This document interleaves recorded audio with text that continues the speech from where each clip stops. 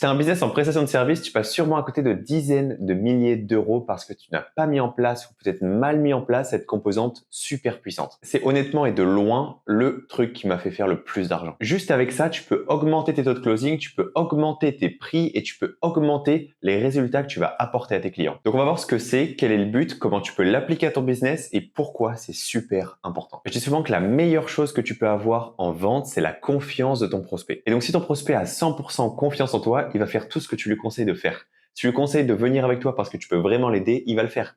Et pour prendre ça en exemple, si jamais je te dis, bah tiens, pour chaque euro que tu me donnes, je vais t'en donner 10 et que tu as 100% confiance en moi, tu vas me donner autant d'euros que tu le peux. Pourquoi? Parce que tu as confiance que ce que je dis est vrai et que je vais vraiment te donner 10 euros à chaque fois que tu me donnes un euro. Donc, tu n'as aucune raison logique de ne pas le faire. Donc, du coup, tu vas me donner autant d'euros que tu peux. Tu vas vider ton compte en banque, tu vas prendre des prêts parce que tu sais que derrière, tu as un x10 qui t'attend. Mais le problème, c'est qu'avoir 100% confiance en quelqu'un que tu viens de rencontrer depuis 20 minutes en appel de vente pour la première fois, c'est pas donné à tout le monde. Et je dirais même mieux, c'est que c'est soit complètement impossible, soit tu vas tomber sur quelqu'un qui adore prendre des risques. Et ça, c'est à peu près 0,001% de la population. Donc autant te dire que si tu comptes là-dessus pour monter un business, quelque chose de stable, ça va pas être possible pour pouvoir croître normalement. Donc du coup, en prenant l'opposé de ce qu'on vient de dire, c'est que la plupart des personnes ont peur de prendre des risques et n'aiment pas prendre de risques. Et du coup, en vente, on doit pouvoir gérer ça. Alors comment est-ce qu'on va contrer le fait que les gens n'aiment pas prendre de risques? On va le faire avec ce qu'on appelle des garanties. Du coup, tu l'as compris, on va parler des garanties. Ok, donc du coup, les garanties, c'est quoi? Si on doit le définir simplement, c'est juste le fait d'assurer un certain résultat au client en enlevant tout le risque qui est associé à cette décision. Mais le truc avec ça, c'est que tu as beau m'assurer derrière un résultat, ok, et ça va être toujours problématique parce que derrière, j'ai pas 100% confiance en toi, d'accord? Et donc du coup là, ce résultat-là, il va être lié à un risque. Et donc il va y avoir un risque de vouloir ce résultat-là. Et donc du coup, le but avec ces garanties, c'est que si le client n'atteint pas le résultat, alors derrière, on vient faire une action pour pouvoir annuler le risque. Donc on dit, si tu n'as pas ça, et du coup, tu n'auras pas ça non plus. Parce qu'en fait, étant donné qu'il n'a pas 100% confiance en nous, si on lui dit juste, je t'assure d'avoir le résultat, il y a toujours ce risque qui intervient. D'accord? Et étant donné que la très très grande majorité des personnes n'ont pas confiance en toi, si on veut pouvoir augmenter notre taux de vente de manière stable et croissante, on va dire, si tu n'as pas ce résultat-là, je t'enlève aussi ce risque-là. Donc en pratique, ce qu'on va dire au client, ça va être ça. On va lui dire, tiens, je te garantis un résultat que tu veux, en un temps que tu veux, et si jamais on n'atteint pas ce résultat, on va faire une action que tu veux. Donc, ce qui veut dire que dans une garantie, il va y avoir 3 composantes. La première composante qui est très importante pour une garantie, comme on vient de le voir, c'est le résultat que le client veut. Donc là, ce qu'il faut retenir avec ça, c'est qu'il faut que le client veuille réellement ce résultat-là. Et je vois beaucoup trop de gens qui mettent des garanties et qui garantissent un résultat que le client ne veut pas vraiment. Par exemple, j'ai vu quelqu'un qui faisait un site internet et qui disait, tiens, moi je te garantis en tant de temps que tu auras la charte graphique. Je te garantis la charte graphique. En revanche, le client, ce qu'il veut, c'est pas une charte graphique. Ce qu'il veut, c'est que son site internet lui apporte des clients en automatique. Et il s'en fout de la charte graphique en soi. C'est juste un outil pour arriver au résultat. Et donc, le résultat derrière qu'on doit promettre dans la garantie, ça doit être quelque chose que le client veuille réellement. D'accord? Son résultat désiré. Ensuite, la deuxième composante, c'est en un temps que tu veux. Et donc là, pour le temps que le client veut, il faut que ce soit quelque chose d'assez rapide pour le client. D'accord? Il ne faut pas que ce soit quelque chose de trop large. J'ai un client, encore une fois, qui faisait des sites internet et qui a dit, tiens, comme garantie, je vais lui dire, je vais vous faire un site internet en un mois. En un mois, il est en ligne. Sauf qu'après, quand on a creusé un petit peu plus, il m'a dit que généralement, en moyenne, ça lui prenait à peu près 7 jours à faire. Et donc là, du coup, il était large de 3 semaines, mais derrière, avoir un site internet en un mois, c'est pas quelque chose qui apporte de la valeur. Alors si tu dis, tiens, vous avez un site internet en 3 jours, en ligne, là, c'est quelque chose qui apporte beaucoup plus de valeur. Et là, c'est un temps qui est raisonnable pour mettre dans une garantie. Et ensuite, la dernière composante d'une garantie, ça va être une action que le client veut. Alors cette action-là, c'est très important parce qu'il faut que ce soit une action que le client veuille réellement. Quand je vois beaucoup de personnes qui disent, tiens, comme action, on va continuer à travailler gratuitement avec toi. Le truc, c'est qu'ils ont un service où le client n'est déjà pas satisfait et ils veulent leur offrir plus de temps avec quelque chose qu'ils aiment déjà pas.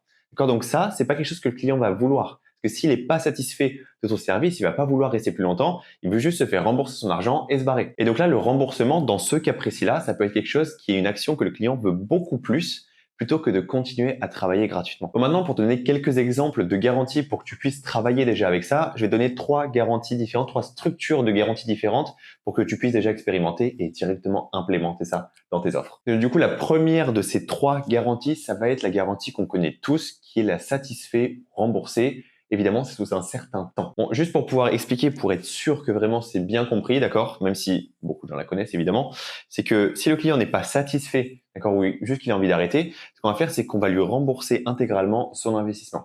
Et donc ça, ce qui est très, très important à pouvoir spécifier, c'est que derrière, c'est sous un certain délai. D'accord, donc là, c'est sous X jours. D'accord, donc on fait, bah tiens, garantie satisfait ou remboursé sous 30 jours, sous 14 jours, sous 90 jours, ce que vous voulez, mais il faut qu'il y ait une période de temps parce que sinon, bah, le client peut juste se barrer quand il veut.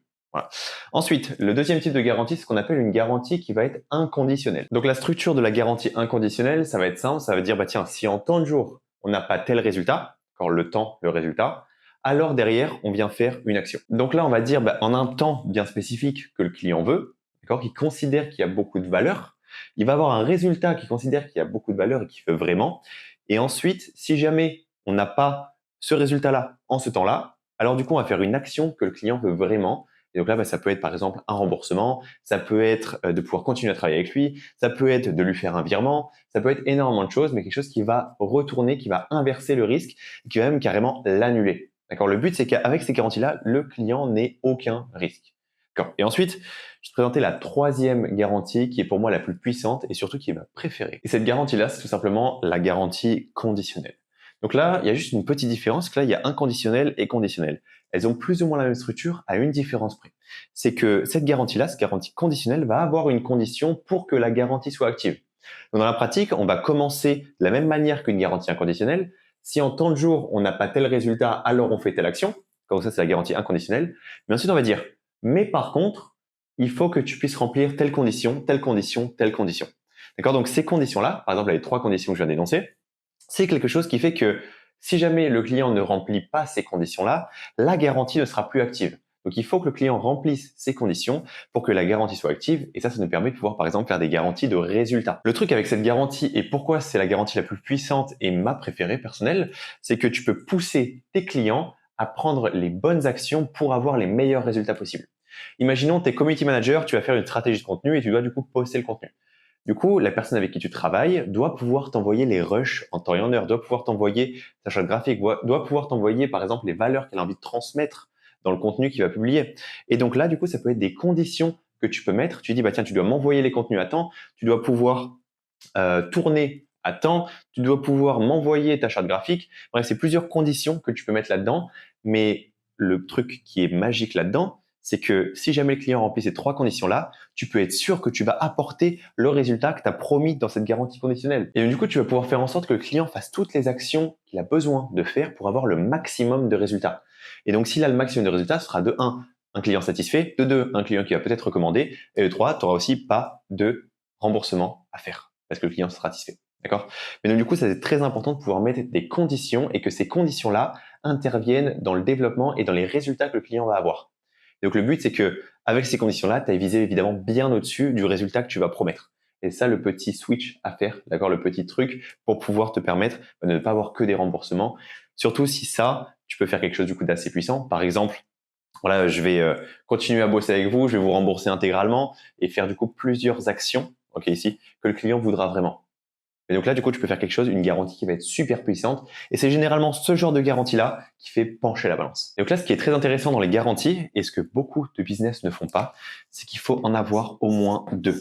Donc là, on peut choisir 2 parmi ceux-là. On peut choisir, par exemple, satisfait ou remboursé, j'en sais rien, 30 jours et garantie de résultat sur 90 jours. Ou alors, on peut voilà, vraiment interchanger ça, mais pouvoir faire au moins 2 garanties parce que la plupart des business ont une seule garantie. C'est très bien, c'est mieux que 0 garantie. Mais du coup, 2 garanties est mieux que 1. Donc, ce qui fait que tu auras l'avantage sur ces business-là. Et donc, en fait, tout le but des garanties, ça va être de voler le risque à tes prospects pour faire en sorte qu'ils puissent avancer plus facilement vers la vente. Et alors, évidemment, on a dit que l'action, c'était quelque chose qui devait pouvoir enlever tout le risque qui est lié au résultat. Mais point bonus, si jamais tu arrives à ajouter quelque chose à ça. Donc, en plus d'enlever les risques, tu vas faire autre chose. Donc, par exemple, j'ai vu une garantie qui dit, on vous garantit 20 clients en 90 jours. Et si c'est pas le cas, on vous rembourse intégralement. Donc là, on annule ce risque-là. D'accord? On n'a pas perdu d'argent. Et en plus de ça, on vous envoie 3 000 € pour dire pardon. Et donc ça, on peut voir que c'est une excellente garantie. Mais après, derrière, il faut avoir le courage de 1, de faire ça et de 2, s'assurer de délivrer correctement derrière. Le but, c'est évidemment de ne pas se mettre dans le rouge. D'accord? On va pas dire, bah tiens, je t'envoie 3 000 € à tous nos clients si on n'est pas sûr de pouvoir délivrer. quelque chose qui est beaucoup trop avancé à ce point-là. Donc, du coup, on va pas mettre ça pour l'instant. Le but, c'est quand même de pouvoir garantir un résultat que le client veut réellement et de pouvoir enlever tout ce risque associé. Donc, ce qu'on va faire, si jamais on veut avoir une bonne garantie, c'est qu'on va dire, je vous garantis un résultat que vous voulez en un temps que vous voulez. Et si jamais on n'arrive pas à ce résultat-là, je vous rembourse intégralement pour pouvoir enlever tout le risque associé à cette décision. Et donc encore une fois, point bonus, si jamais le client aime bien ton service et que tu apportes quelque chose qui a réellement de la valeur, si jamais tu dis, voilà, on continue à travailler avec vous jusqu'à temps que vous ayez ce résultat, ça peut toujours être quelque chose de bien pour pouvoir ajouter encore de la valeur à cette garantie. Et donc là, on voit qu'en faisant ça, on va transférer tout le risque de notre prospect directement à nous. Et donc ça, je vais expliquer pourquoi c'est si important de mettre ça en place. Donc on a vu que le principe même d'une garantie, c'est de pouvoir transférer le risque que le client devrait avoir en prenant cette décision directement à l'entrepreneur, donc à nous. Mais du coup, pourquoi on fait ça et pourquoi c'est si important de mettre ça en place? Et là, du coup, encore une fois, on avait 3 composantes d'une garantie. On a 3 garanties différentes à pouvoir essayer. Et là, on va avoir 3 raisons de pourquoi c'est si important de mettre des garanties en place. Donc là, du coup, le premier point de pourquoi c'est important de mettre une garantie en place et de prendre le risque sur nous, ça va être sur la confiance que le prospect a en nous. Ce qui se passe, c'est que si tu fais bien tes garanties, ton prospect va te dire que vous êtes dedans ensemble, d'accord? Tu prends des risques autant que lui et même plus que lui. Donc là, c'est pas juste lui qui met son business et son argent entre tes mains, c'est vous deux qui prenez un risque ensemble pour avoir un résultat qui va être commun. Évidemment, ce résultat-là, du coup, c'est de l'aider lui et son business. Et donc le prospect se dit que si ça marche pas, toi, tu as gros à perdre et tu as même beaucoup plus à perdre que lui. Donc il va dire, il va tout mettre en place, il va tout faire pour que ça puisse marcher et que j'obtienne absolument ce résultat-là que je veux absolument. Donc en fait, là, le prospect, ce qu'il va se dire dans sa tête, c'est lui qui a le plus à perdre si ça marche pas.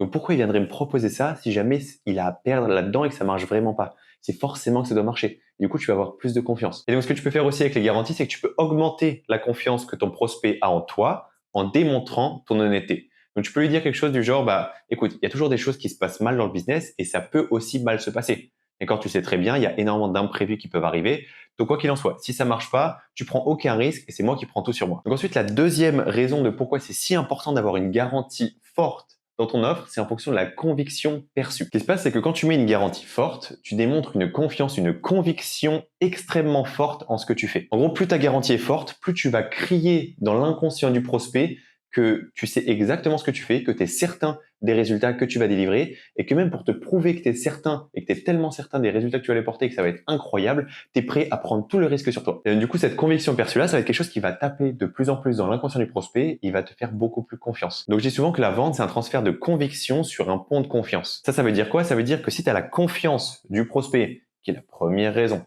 et que derrière, tu as la conviction, tu vas pouvoir transférer cette conviction que tu as en ton produit au service que tu apportes et tu vas pouvoir la transférer directement dans l'esprit du client. Et donc, plus la conviction perçue en ton produit est forte, plus tu vas pouvoir la transférer. Et donc, ce qui fait qu'une garantie, ça va avoir les deux effets en même temps. Et c'est pour ça que c'est super puissant et ça facilite énormément les ventes.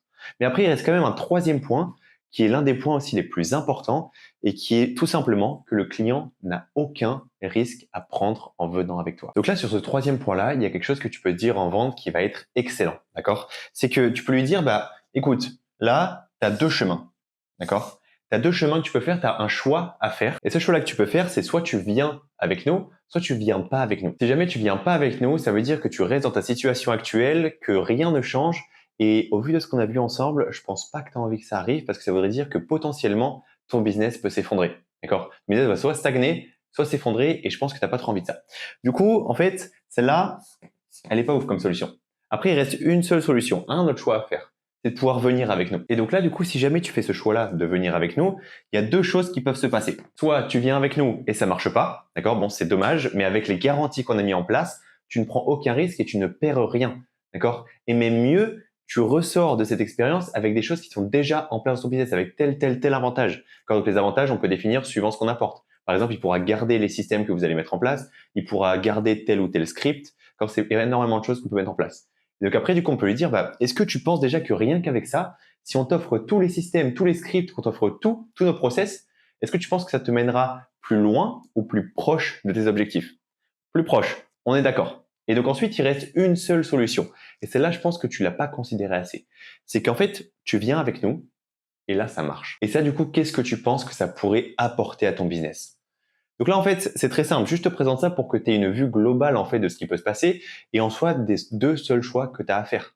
Et là, si tu regardes bien, ces 2 options-là, elles sont sans risque. Par contre, on n'a qu'une seule qui te mènera réellement vers ton objectif. En fait, pour insister encore un petit peu dessus, tu peux dire, bah tiens, si tu viens pas avec nous, tu es sûr et certain de ne pas obtenir ton résultat. Et du coup, bah, vu comment c'est parti, ça risque d'être un petit peu chaud. Soit tu viens avec nous, ok, tu tentes, tu nous donnes une petite chance, et bah, soit ça marche pas, et dans ce cas-là, bah, tu perds rien, tu gagnes même déjà des choses parce qu'on va te mettre toutes ces choses-là en place que tu peux garder.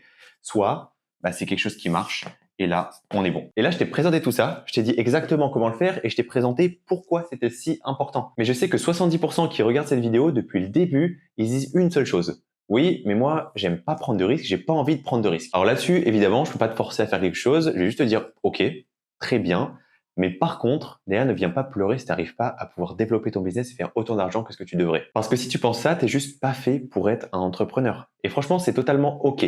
D'accord? Le pourcentage de personnes qui sont faites pour être réellement entrepreneur est très très faible et le pourcentage de chances que tu le sois est aussi très très faible. Mais donc juste pour expliciter un petit peu ce point-là, je vais juste te lire une petite définition que j'ai marquée dans mon carnet à mes tout débuts quand j'ai vraiment commencé dans l'entrepreneuriat. Je m'étais mis en tête de pouvoir construire un business et donc de devenir un entrepreneur. Mais donc du coup, je me suis demandé, mais qu'est-ce que c'est un entrepreneur? Quelle est la définition d'un entrepreneur? Donc voici la définition que j'ai écrite. Un entrepreneur, c'est une personne qui essaie de tirer un profit en commençant un business ou en opérant seul, spécialement quand il s'agit de voir des opportunités et de prendre des risques. Et donc du coup, prendre des risques est inhérent au fait d'être entrepreneur. Donc tout ça pour te dire que si jamais tu veux être entrepreneur, il va falloir s'habituer et s'entraîner à prendre des risques. Évidemment, il faut pouvoir contrôler ces risques-là, mais il faut quand même pouvoir les prendre. Donc on a vu quel était le but des garanties, comment pouvoir les utiliser dans ton business et pourquoi c'était si important d'avoir ces garanties-là. Maintenant, je vais juste répéter ça. Tu l'appliques pas, tu fais comme tu veux. Mais si jamais tu l'appliques pas, derrière, ne viens pas t'étonner si tu fais pas autant d'argent que tu veux et autant d'argent que tu pourrais si tu mets pas une garantie en place dans ton offre. Et rappelle-toi juste que la définition même d'un entrepreneur est de pouvoir prendre des risques. Alors, il faut pouvoir développer ta capacité à prendre des risques pour pouvoir te développer. Et donc, évidemment, il faut pouvoir contrôler le risque pour prendre des risques calculés. Donc, encore une fois, je te remercie et je te dis à bientôt.